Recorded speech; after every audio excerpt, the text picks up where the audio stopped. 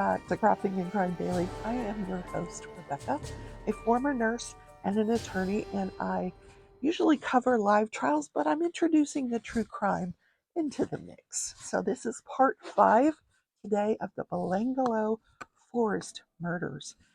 It's the conclusion. I know you guys have waited all week for the conclusion. So Ivan Milat, he was the prime suspect.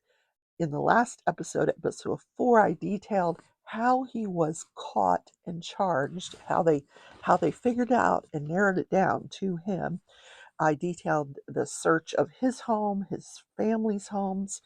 Well, his trial actually started on March 26th of 1996 in the New South Wales Supreme Court.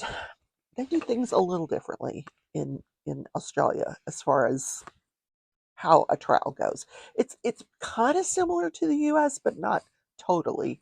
But enough so that I'm going to help you through this one. So on that date, March 26th, in front of a jury of 8 men and 4 women, so same as U.S., 12 jurors, Ivan Milat goes on trial. Now, by this time, Ivan Milat is 51 years old. He comes in, he's got his suit and tie on, he's very calm, very collected, not showing really any emotion whatsoever, which that's how usually defendants are, because the attorneys tell them to be that way. So the prosecution gives their opening statement, and right away they have to acknowledge, listen, hey, we don't know if he did this by himself or he had an accomplice or accomplices. But what we do know is that he was involved in each and every one of these murders. The murders of James Gibson, Deborah Everest, Simone Schmidl, who else? Gabor Neugebauer, Anya Habschied, Joanne Walters, Caroline Clark, and the attempted kidnapping and armed robbery of Paul Onion. All of this evidence we're going to present to you, the jurors, points to Ivan Milat's guilt. And whether or not he had accomplices is irrelevant, because when you're involved in a murder, even if you didn't pull the trigger, if you were there and you were complicit, you're going to jail for that murder. So the defense gets to make their opening statement. And their defense was very unique. The defense was, of course, my client is not guilty, but someone in the Milat family is guilty. It's either Paul or Wally, his brother Wallace. He had a lot of brothers: Alex, Paul, Wally, William, a lot of brothers. So this lawyer for the defense was insinuating that it's another brother, but it's not him. And they were focused on Richard and Wally. So between the prosecution and the defense, over the next 12 weeks, 145 witnesses went on and off the stand in front of a packed courtroom every single day. There was media from all over the world, because the victims were from Germany, Europe, all over, Australia, and of course the US. They were there too, because we love our trials. And they were jostling for position every single day to get a seat in this courtroom, because I suspect it was first come, first serve. In any case, the first witness on the stand was Paul Onion, and he was able to positively identify Ivan Milat as the person that attempted to kidnap him and pointed a gun at him and fired at him in his attempts to flee. So, that's the whole thing where they say, do you see him in the courtroom? Yes. Can you point him out and describe a piece of clothing that he's wearing? And he was able to do this. Now, the defense made a big deal about, this mustache thing. And we're going to talk about this later, because his description of Ivan was with this bushy mustache. So the next people on the stand were the parents of each victim. Oh, this had to be horrendous for them. The government had flown. Now, not all these parents were even alive. Some of them had passed, but the ones that were going to testify, and the ones that wanted to be there, they were flown by the government, and they paid for their travel and their accommodations for this lengthy trial. So they got up on the stand, and each parent described the last time they had seen their child. The last known sightings of their child. So heartbreaking. So then this doctor, his name was Dr. Bradford. I suspect he was a medical examiner, although I could not figure out, from what my research, what kind of doctor he was. He took the stand and he described each of the injuries for each of the victims. And you could have heard a pin drop in that courtroom when he's describing these injuries. Also, when he was shown the sword, remember I told you about all the things that were found in Ivan Milat's home? One of them was this sword. And he said, the prosecutor asked, could this have caused the injury to Anya Habshid? Now, I don't know if you remember, but Anya Habshid, her head was never found. It was severed from her body, never found. And the doctor looked at the sword and he said, it's very likely that it was something very similar to that, or that's the type of weapon that was used, which that's horrifying. Well, no matter what weapon you used, it's horrifying. But yeah, but when they bring this big old sword into the courtroom, oh my God, can you imagine? So the defense's first witness, of course, was Ivan Milat. He wanted to testify on his own behalf, and he remained very, very composed and almost indignant. Hey, I'm not guilty. I did not do this.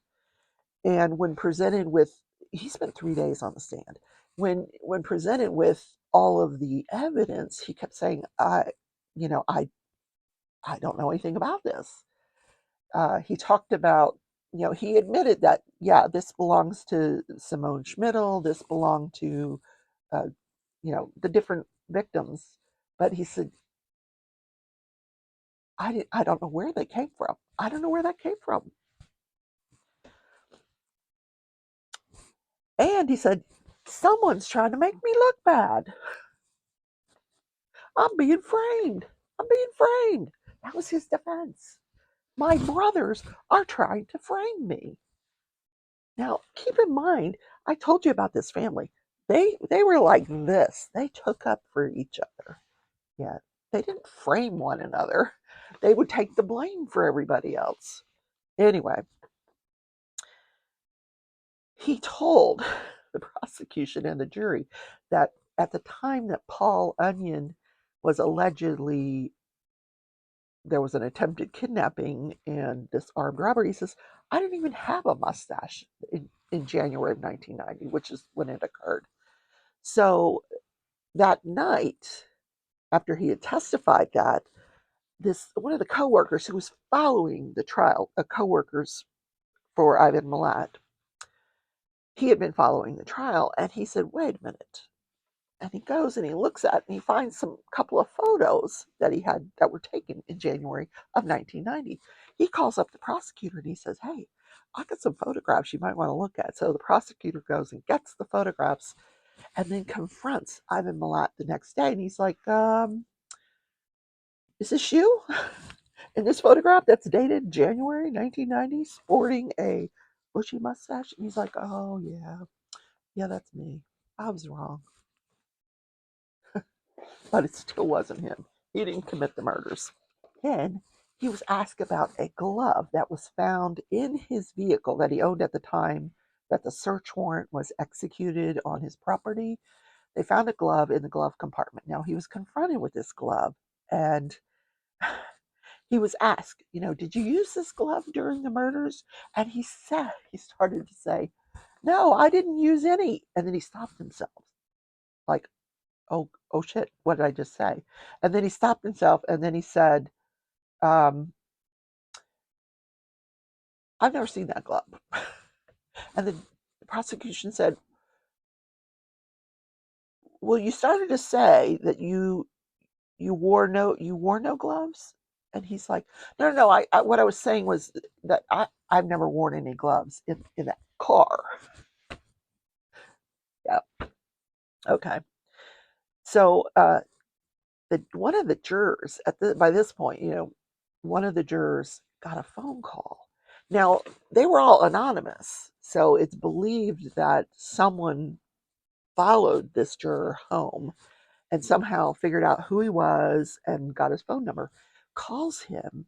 Now, back in the day, back in the day, I hate that phrase, early 90s, everybody had a house phone and you could look it up in the phone book. You remember phone books? You could look them up and, the yellow pages. No, that was businesses, the white pages. You could look somebody up. Same thing in Australia. So he looked up his phone number. He calls somebody, a male calls the juror, and he starts to say, if you vote guilty against and he stops and says, not against him, Ivan Milat, you're going to be killed. So now they're thinking, was this one of the brothers again? So they traced the call, and the call came back to an area where two of the brothers lived. So it was probably one of the brothers threatening this juror. So they debated for quite a lengthy time, should we dismiss this jury and start over? Or, were other members of the jury threatened and they just don't want to come forward and tell us? Or, what do we do? So in the end, they just dismissed that juror. So they proceeded with the jurors that remained. That's one thing they do differently there. In the US, we replaced that juror with an alternate. It doesn't appear that there were alternates chosen here. They had the 12 people, and so one of them was dismissed, and they proceeded with the rest. So the trial lasted a total of 18 weeks. And on July 27th, the jury returned a verdict of guilty as to each and every.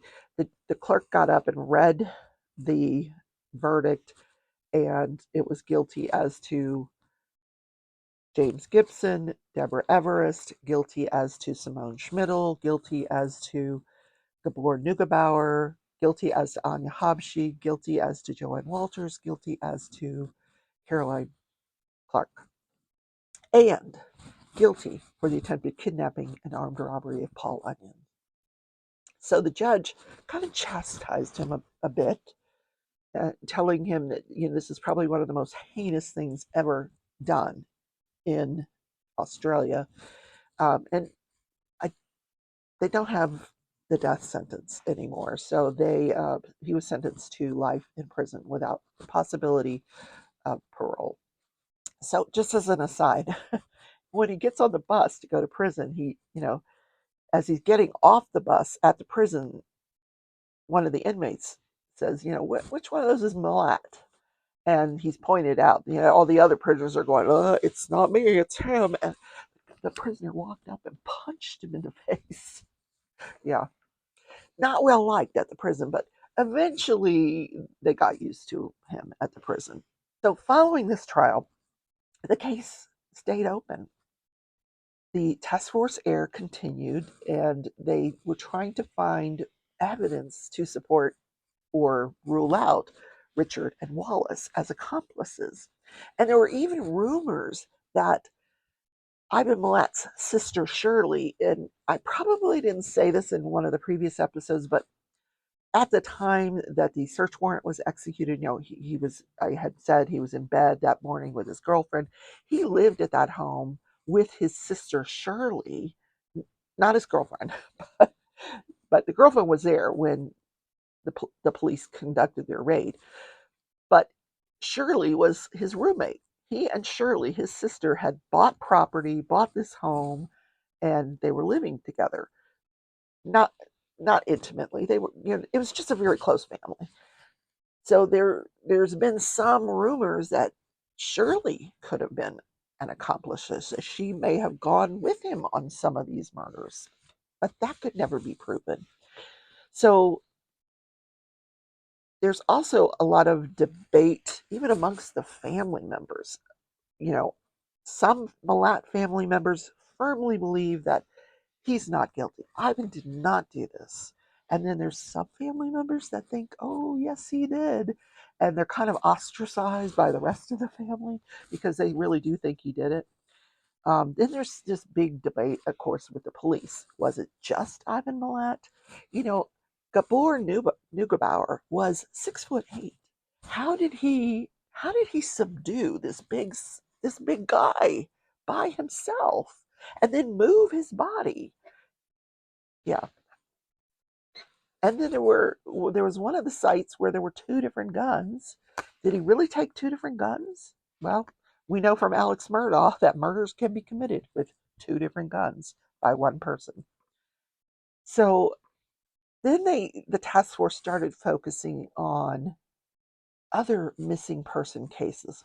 Was Ivan Milat involved in any of those cases where bodies had been found? And they actually identified 3 cases that they thought fit the MO of Ivan Milat. Yeah, you know, based on where the bodies were found, how the bodies were found, how they were, yeah, anyway. But they never could find enough evidence to support the prosecution agreeing to move forward with charges. Then that task force air finally disbands. They start another task force. Uh, they call it by a different name, and they're looking at all missing persons from the early 70s to present day that could, have involvement of anybody. And they narrowed down 10 where the bodies had never been found. And they had multiple people that they were focusing on. But for Ivan Milat, of those 10 cases, they were focusing in on him for 3 of them. Not the same 3 that the task force air had identified, but a different 3. So maybe 6 more murders that he might have committed. But again, the prosecutors would not move forward against Ivan because, first of all, no bodies were ever found and not enough evidence to support really that Ivan Milat did these murders. They did interview lots and lots of people with respect to these missing people. And in each of the cases that they thought Ivan had committed, he was working in the area of those cases. Interesting. So now we're going to talk about Ivan's time in prison. Ivan Milat, during his time in prison, um, 8 months after he's 8 months into his life sentence, he hooks up with this guy named George Savas. Now, George Savas is a drug dealer. He was in prison for drug trafficking, and after he gets into prison, he's charged and convicted of trying to import heroin into the prison. So he and this guy hook up, and I don't mean hook up. I mean, they make friends with each other, and they're fast friends, and they get to talking, and they decide, hey, we're going to plan an escape. Here's what we're going to do. We're going to overtake the guards, tie them up, put on their uniforms, and then we're going to slip through the gates. We'll have an accomplice waiting for us to drive us away. So apparently somebody ran their mouth because before this could be done or accomplished, the guards got wind of it. And so they were both on that particular day that they were charged with this. They were arrested, charged, and placed. Ivan was placed in what they call a supermax facility where there's it's much more heavily guarded than in what he was in. He was sort of in a minimal security type prison. Now he's in supermax. The other guy that night kills him. Then Ivan goes on to represent himself in his appeal in November of 1977. And one of the things he was saying that should not have come in was this evidence of the vehicle description by Paul Onions. He said, he made a mistake uh, with regard to a tire rack that was on the vehicle. His vehicle didn't really have a tire rack, and that appeal was denied. The judge said doesn't have any bearing on whether you committed these murders or these crimes. Paul identified you, okay? So his appeal was denied, and then he kept trying to get other appeals, and those were all denied as well. So then he started this thing of self-harming himself. He would, at one point, this is crazy. He took a plastic knife. Just try to imagine this. Cuts off his middle finger, and wants to mail it to the judge, the appellate judge that denied his appeal. So they rush him to the hospital, and they cannot reattach the finger. So now he's like this in prison permanently.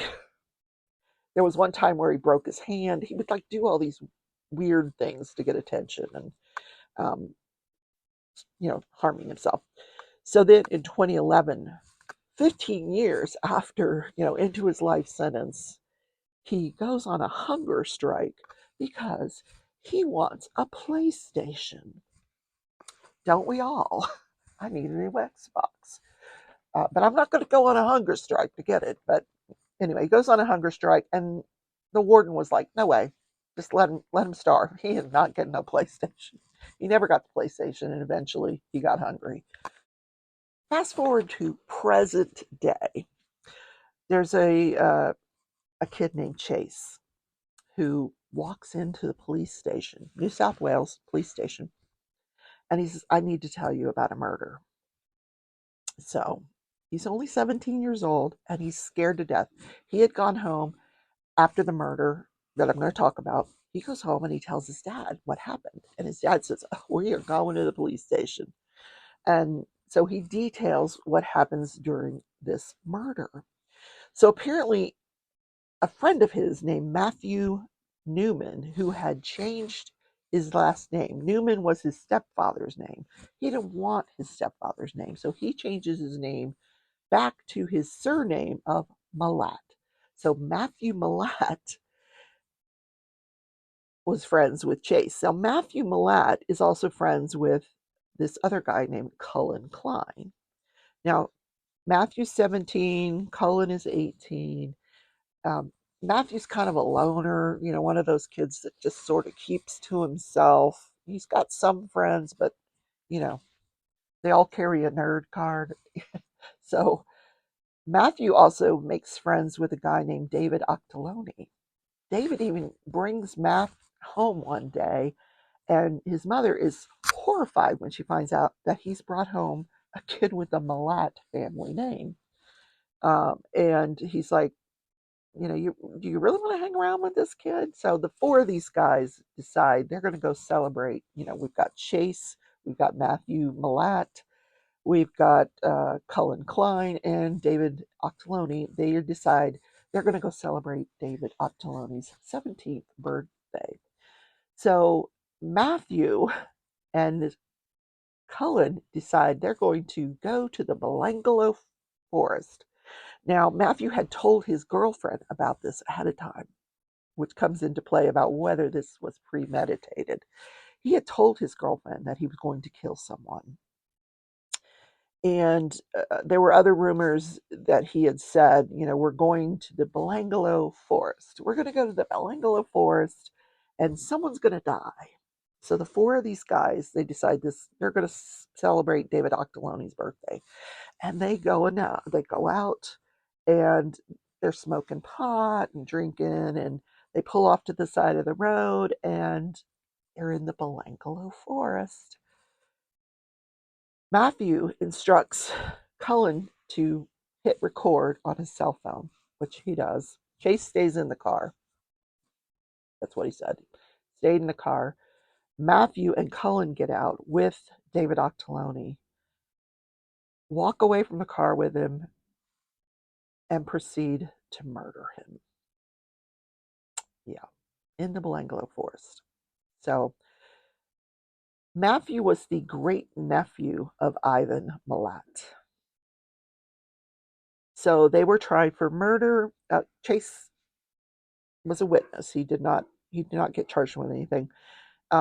So Matthew was sentenced to 43 years in jail, and Cullen was sentenced to 32 years in jail. Hopefully that is the end of the Milat family murder saga. I hope you guys enjoyed this 5-episode podcast. Like I said, it is available as a podcast. You can listen to it through YouTube Music, and you can find it as a playlist on my site. Now, the crafting portion of the show. Look, I finished my nephew's monkey hat. He's he's like 16 months old, I think. His mom wanted me to make him a toddler hat, so I made him a toddler hat. It's going to be too big, but he has this huge affection for Curious George. I should have made it brown, but he didn't have any brown yarn, so there's his monkey hat. Now I have adults wanting monkey hats. Too funny. And I have to show you, my birthday was December 29th. I got to show you a couple things I got for my birthday from my sister. Oh my God, so cute. I got this bag, and it says, I crochet so I don't choke people, save a life, send work. Oh, send yarn. Send yarn. How funny is this? So what I did is I had all my crochet hooks in this uh, bag, whatever you call it, holder that another subscriber had sent me years ago, and it was getting really full. So I put all the bigger hooks in here. So this is going to be holding my hooks. Like, sure, send yarn. Then the other thing I got, oh my God, so cute. And I'm gonna hang it up after the holidays when I take the tree down and the gnomes down. I'm gonna hang this up. Look at this. It says 5 signs you're a dragon, right?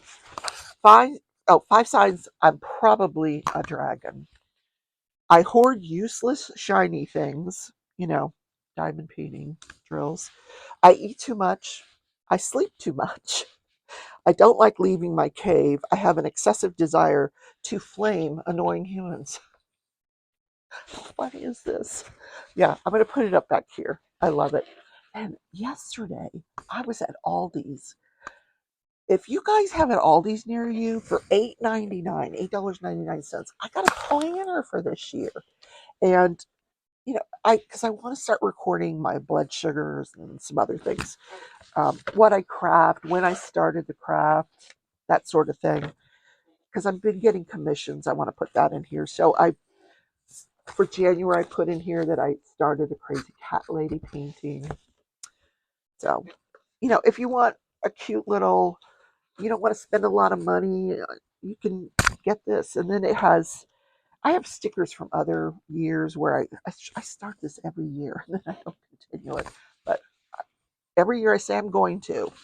So we'll see. But in the back, it has room for notes. And then it has, some stickers if you want to put that in there. All this for $8.99. It says each day is a new beginning. Then I can keep track of the trials that I'm covering as well. So I don't know what the next true crime story is for you, but please keep a lookout for it. Make sure you hit that notification bell so you don't miss an episode that I come out with here in the future. And I want you all to have a great day. Take care, everybody. Bye.